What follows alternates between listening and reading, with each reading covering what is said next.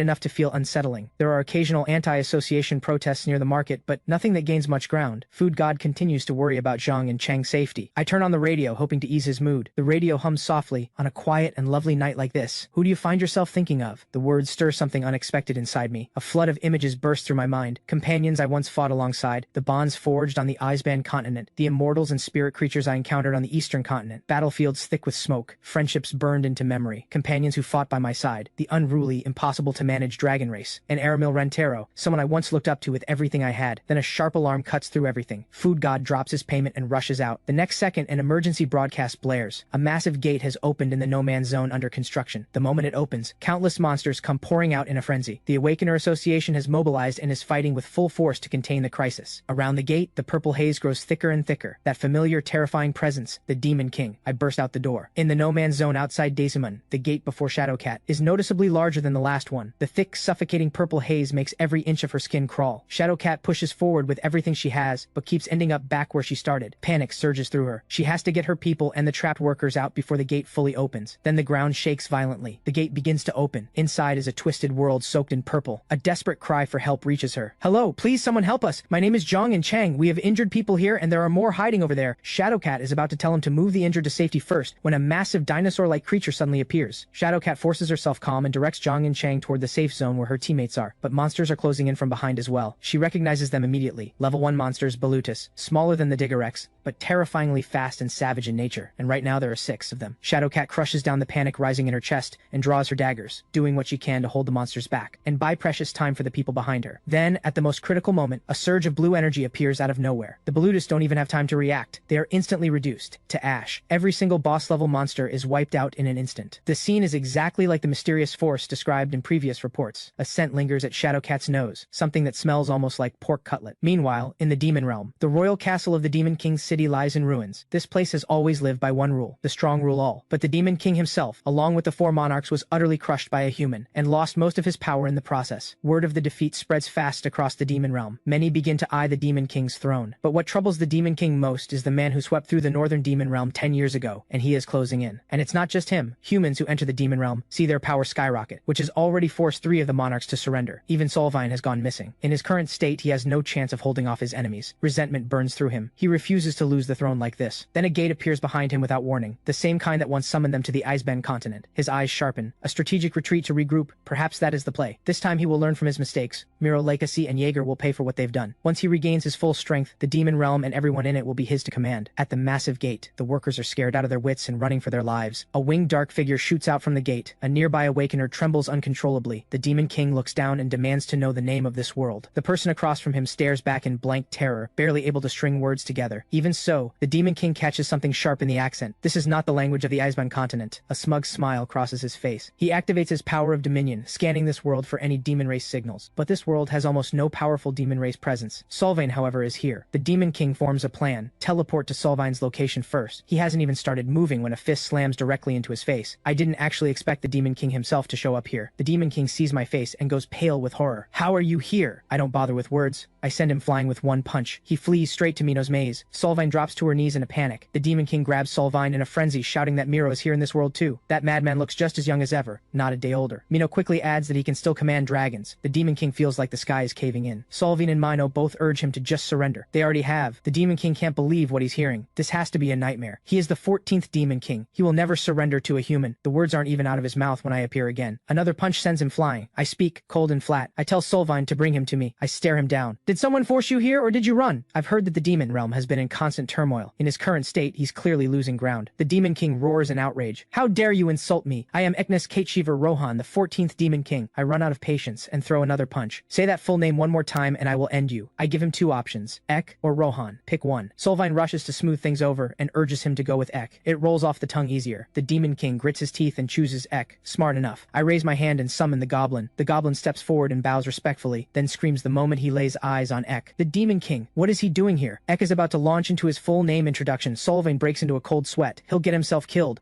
I genuinely want to, but there are things only he may know. For the sake of getting answers, I hold back. I turn to the goblin and order him to retrieve that thing. Shadowcat files her report on the massive gate incident in the no-man's zone outside Dacimen. 87 injured, 0 fatalities. A mysterious force appeared once again, silently resolving a crisis of unprecedented scale. The identity of this person remains unknown, but the raw power to instantly eliminate level 1 and 2 boss-level monsters with a single strike, it's beyond any known measure. Whether they are enemy or ally, no one can say. Shadowcat is determined to find out who this person is. Meanwhile, Juju plays with a dinosaur plush toy, insisting that Ek put clothes on it. Ek is privately stunned. This little kid in front of him is actually a dragon, and so is that red-haired boy over there. But because of the restraint band, he has lost all his power. His stored mana is sealed away, and he's been reduced to the form of a child. He doesn't even want to think about it. Has Miro Leikasi actually conquered the world? Juju refuses to let it go, pushing Ek until he has no choice but to dress the toy. Ek stares at the little dragon and resigns himself to the task. The dragon race, somehow far more adorable than he ever imagined. Khan looks deeply unconvinced. Is that kid really the Demon King? He worries something might go wrong. I assure him with complete confidence. Not a problem for at least 10 years. The restraint band on Ek's head is the real thing. The moment he feels the urge to kill, it tightens instantly. The pain will leave him completely immobilized. At his original power, he could have broken free, but with his strength stripped away, a master-level restraint band is more than enough to hold him. His current power level is roughly on par with Khan. When we open for the day, I call Ek over to work, wipe the plates, wash the dishes. Ek is furious enough to snap. He is the 14th legitimate Demon King. How dare anyone order him around like this? The next second, the restraint band activates. He writhes on the ground in agony, every shred of dignity gone. Shadowcat pushes through the door and greets everyone with a smile. Khan immediately panics and stumbles over his greeting. Shadowcat orders her usual salad. Ek takes one look and sees right through her. An elf. Elves, dragons, and Miro Leikasi all in one place. He's starting to wonder, is this really not the Icebend continent? By the time I bring out her salad, Shadowcat has already fallen asleep from exhaustion. At the hospital, Zhang and Chang flips through a newspaper running stories about heroic deeds from the incident. Food God comes to visit. Zhang and Chang is filled with gratitude. His life was saved by Food God's daughter. Life has a way of turning in ways you never see coming. He used to fight just to survive while people looked down on him. Now he's a known name, and the donations pouring in exceed everything he earned in his entire life. But he knows the truth. He wasn't the one who saved anyone. It was Shadowcat who stepped forward. And that mysterious figure, one flash of light and every monster was gone. Zhang and Chang is filled with longing. He wishes more than anything he had power like that. Food God looks at him and quietly says he's grateful he made it out alive. It means a great deal to him. Shadowcat finally stirs awake. She blinks, disoriented for a moment, then quickly apologizes for dozing off. I wave it off. Guests are always welcome to rest here. I slide the salad over to her. I added a special ingredient, something that will help ease her fatigue. From the back kitchen, Khan calls out, asking whether the cutlet looks right at this point. Shadowcat's nose twitches. She wonders what they're frying back there. She inhales more carefully and goes still. That scent is so familiar. It's exactly the same scent she caught when she was surrounded by monsters. She slams her hand on the table, about to say something. Then she looks up, meets my eyes, and swallows it back down. Nothing. It's nothing. She must just be exhausted from back-to-back meetings. Her mind is playing tricks on her. After all, both I and Khan have been tested. Our mana readings are 0. The following morning, the harsh sunlight is unbearable for Ek. The demon realm is always wrapped in purple haze. There is never sunlight this bright. His throat is dry and he goes looking for water, but catches sight of Khan sleeping soundly nearby. He is the 14th demon king, and this person sleeps right in front of him without a single shred of caution. He's about to get angry when the memory of writhing in the maze flashes back. Acting out right now will only make things worse for himself. Just wait. Once he recovers his power, every single one of them will answer for this. Ek reaches for the faucet, and Juju, half asleep and mumbling, points him toward the well instead. Ek scolds her. She shouldn't speak to him so casually, but Juju is too sleepy to keep her eyes open and drops right to the ground, fast asleep. Ek frowns. She can't sleep here. My 3 house rules flash through his mind. Rule 1, take care of Juju. Rule 2, wash the dishes properly and do the work. Rule 3, be polite to customers. Do not use any power. Break the rules and face the consequences alone. Ek's expression is pure misery, but he picks Juju up anyway. The moment she's in his arms, something unexpected catches him off guard. She is so warm, soft, carrying a faint floral scent. Nothing like the demon realm. There are so many things here that the demon realm could never have. What a strange place this is. Ek watches everything happening in the restaurant in silence. My day is about as simple as it gets. The first thing I do after waking up is step outside for a smoke. He's heard it's bad for you, so he spitefully mutters a curse. Smoke more, he says. Just kill yourself with it. The moment that thought crosses his mind, the restraint band kicks in, and he's writhing on the ground in pain. I don't quite understand, but I don't say anything. I head inside, do a quick sweep of the place,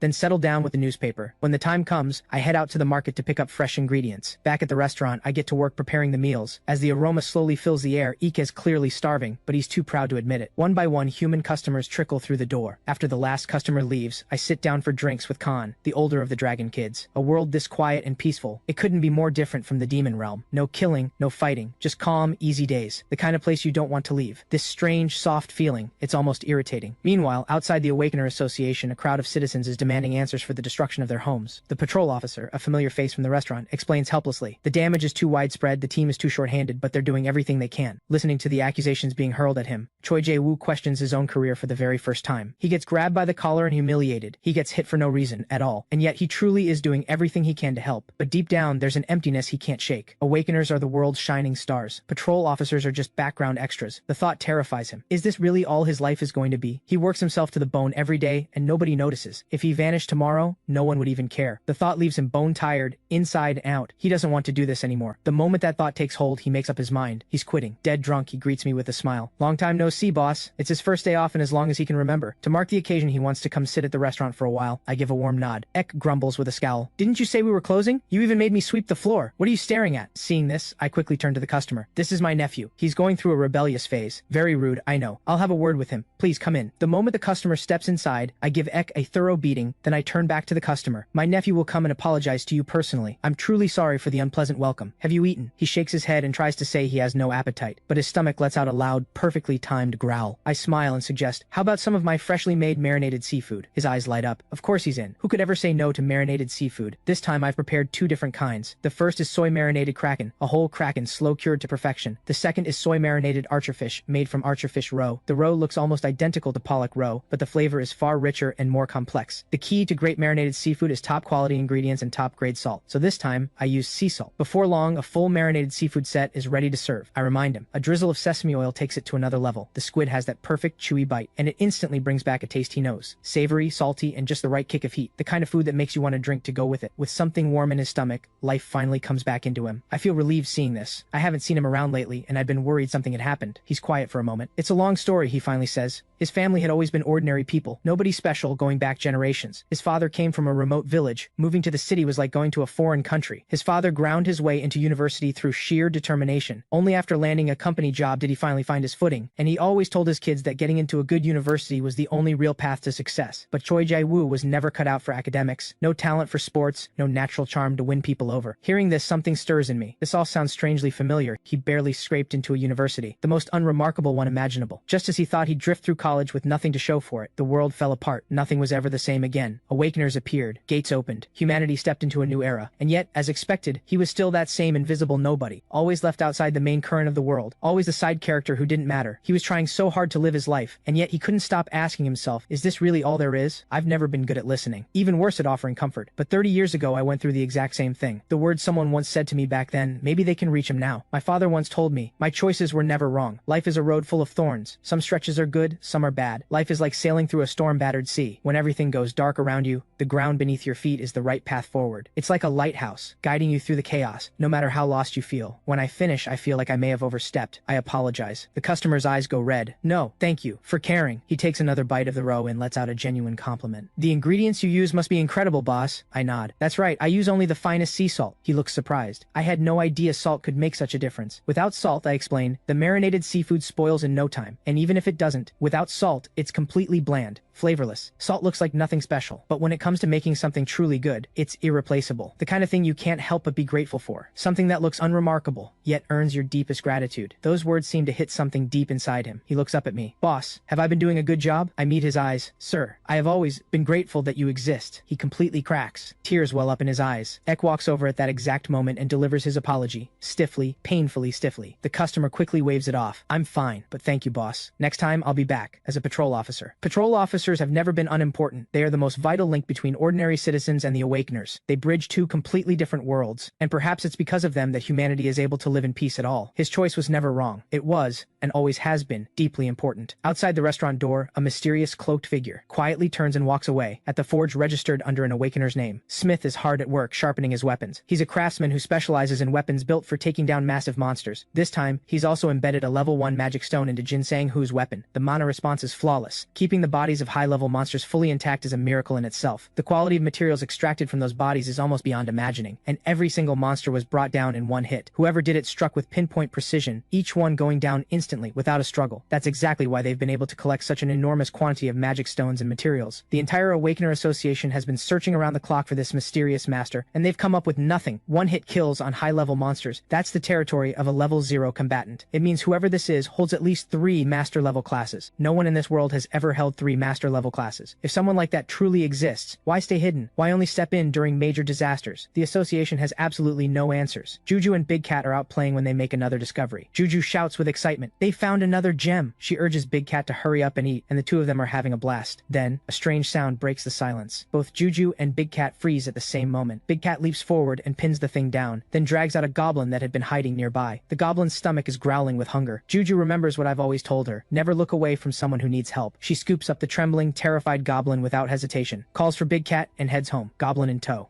Back at the restaurant, the moment Ek gets a good look at the goblin, his expression sours completely. He can't stand filthy goblins. To him, they're scrawny, grimy, and absolutely disgusting. And to make it worse, by the look of it, this is a treasure goblin, the kind he despises most of all. Treasure goblins love stealing other people's valuables and stuffing them into their own pockets. He wants to deal with it right then and there, and the restraint band punishes him for it immediately. I'm not at the restaurant, so Juju rushes to Khan for help. The goblin is starving. Khan finally sees his moment. He's going to cook something worthy of praise, just like I do. The thought fills him with a rush of confidence and he bursts out laughing. This meal is on him. By the time I return, the restaurant is filled with smoke. Khan is blasting fire directly at a piece of meat. Juju holds out a completely charred chunk to the goblin. I stare. What exactly is going on here? Khan, are you trying to cook the meat or use it as firewood? I glance at the goblin and pause. My eye of insight picks it up immediately. This is a gourmet goblin. Goblins are a special species with an extraordinary range of evolutionary paths. As the weakest type of monster, scholars have always kept them as a top research subject. Gourmet goblins are famously picky eaters, but once they taste something that truly satisfies them, they always offer a treasure in return. Juju proudly takes full credit, beaming with delight. The gourmet goblin must have wandered through a gate somewhere and stumbled right into Juju's hands. I take out a jelly treat and hand it to Juju as a reward. Seeing how happy she is, I make a note to prepare more of them going forward. Now, I need to figure out what the gourmet goblin actually wants to eat. I summon my own goblin to communicate with it. Saves the trouble of a formal introduction. After a brief exchange, I learn the deal. Cook it a proper feast, and it will offer a treasure in return. It used to live high in the mountains where giant birds nest. The eggs of those birds were its favorite thing in the world. I think it over. A giant mountain bird. Could it be the thunderbird, Avalon? Then it hits me. I actually bought a monster egg not long ago. No Avalon egg, but something even rarer. A Bruta egg. A level 3 phoenix egg. Staggering in both power and nutrition, and the flavor is clean, rich, and beautifully smooth. Perfect paired with hoar cow milk, transformed into a top-tier omuris. The secret to great omuris is the egg. It has to be thick and perfectly rounded to be truly good. The leftover egg mixture doesn't go to waste either. It becomes a rolled omelet and a fresh broth on the side. Finally, I slice open the omuris, and the Bruta egg set is complete. But when the gourmet goblin realizes it's a Bruta egg, fear flashes across its face. Back in its homeland, the Bruta was the most terrifying creature imaginable. I can't force it. I tell the goblin, enjoy the meal, and you're free to go. No treasure required. The gourmet goblin relaxes. It takes a tiny, cautious bite, just one bite, and its eyes go wide. Its eyes light up with pure joy, as if it can actually see the whore cow and the brood of themselves. In the next instant, it transforms into a refined food connoisseur. It even sprouts a mustache. Ek looks more disgusted than ever. Seeing the goblin's look of pure satisfaction, I know the meal has hit the mark. The gourmet goblin gives a light, dignified cough and solemnly hands me a jar. Since it's offering willingly, I accept without hesitation. Ek sees it out with a grimace, muttering that he hates goblins even more now. When this thing gets hungry again, it'll probably just move on to the next place. I open the jar with curiosity to see what's inside. Meanwhile, Zhang and Chang's brand new noodle shop has just officially opened. Zhang and Chang beams with enthusiasm, calling out a warm welcome to every customer who walks in. He eagerly asks about preferences, and stops mid-sentence, frozen, standing there, staring blankly at the goblin that just walked through his door. Elsewhere, Shadowcat is still piecing together the strange events of recent days. Belth's unexplained death, the Mandrake and Daesimon vanishing without a trace, trouble at the Magic Crystal Mine Dungeon, even the city's expansion, all of it centered on the Daesimon district. When she was being hunted down, the one who stepped in to save her was the restaurant owner's nephew, Khan. That ordinary little restaurant must be connected to that unknown power. The terrifying flames that drove the outsiders back with a single move, and the restaurant owner's nephew, appearing right there at the scene. Why was it that particular place where they crossed paths? Was he really just out traveling? The more Shadowcat thinks about it, the less it adds up. She pulls up my file again and reads through it word by word. Previously resided in City F, a city that has long since become a no-man's zone. No known family. The only listed connections, Khan and Juju, and Ek, who appeared out of nowhere recently, with no civilian registration on record whatsoever. Could there be a hidden past? In times like these, that wouldn't be unusual. None of those kids look anything like me, but dwelling on that doesn't seem to lead anywhere useful. After turning it over and over, the most suspicious piece is still Khan, a man who walked into a no-man's zone alone, yet registers as a perfectly ordinary person with no detectable mana. Then Shadowcat latches onto something. Whoever controls that unknown power holds at least 3 master-level classes, but the association's mana scanner can only detect up to 2 master-level classes. No one in this world has ever been that powerful. But in her original world, there were people like that. They just didn't fall into this world with her. The powerful ones who fell alongside her back then have since become enemies. If any of these people truly hold more than 2 master-level classes, the file the association has on them is worthless. But all of this is still just guesswork. To get real proof, she'll have to move. I look at the ingredients I just brought home and let out a quiet sigh, barely enough to get through today. But the number of people eating here keeps growing. Should I start buying more? The moment the thought surfaces, I catch myself. I've started thinking of them as family. There was a time when every one of them stood against me, when we faced each other with weapons drawn. Back then, all I wanted was to wipe them out completely. And yet now, looking at them, I somehow see my younger self. The same confusion, the same loneliness, forced into a world they never chose. He had imagined countless times what it would be like to have a home. He never expected it to look like this. He clicks his tongue, getting sentimental over things like this. He must really be getting old. Inside the restaurant, Khan and Ek are hovering nervously over the jar the gourmet goblin left behind, clearly up to something. Just a little sip. Seriously, just a tiny bit. Nobody will notice. Drink what? A calm voice comes from directly behind them. Both of them are scared out of their wits. My gaze settles on the plum blossom jar. I can't help but smile. This is the treasure the gourmet goblin gave me. It looks completely ordinary, but any water poured inside is transformed into a rich, fragrant rice wine. Since you both want a drink, let's make a proper night of it. Good food, good wine, time to unwind. Ek's expression shifts. This is absolutely not the time to be relaxing. That elf is still watching us from the shadows. Her stealth ability is no joke. I stay completely calm. Shadowcat's surveillance. I've known about it for a while. Ever since she visited the restaurant, she's had her suspicions. Shadowcat's stealth technique is genuinely top tier, but to my eyes, every little move she makes is completely transparent. It's like a child trying to sneak something past a grown-up. In moments like these, pretending not to notice is the polite thing to do. Ek still doesn't get it. He can't stand elves deep down. The moment he lays eyes on one, he loses control. Before he can finish, Ek suddenly clutches his head and lets out a piercing shriek. Juju rushes over and gently pats him on the back. Ek goes pale. Damn restraint band. I crouch down beside him. My eyes go cold. I hate the demon race too. Every last one of them. Ek gives up arguing and asks, why don't I just use this overwhelming power to take over the world? You have power even I can't match. Isn't it a waste to just let it sit there? The strong ruling over the weak, that's just the natural order. And power comes with responsibility. If the strong don't hold the world together, it collapses into lawless chaos. If you have no goal, then what was the point of becoming the strong? Ek looks utterly disappointed, someone who even he can't stand against, and this is how they choose to live. He gets completely ignored for it. He scoffs. Fine, then I'll tell you something.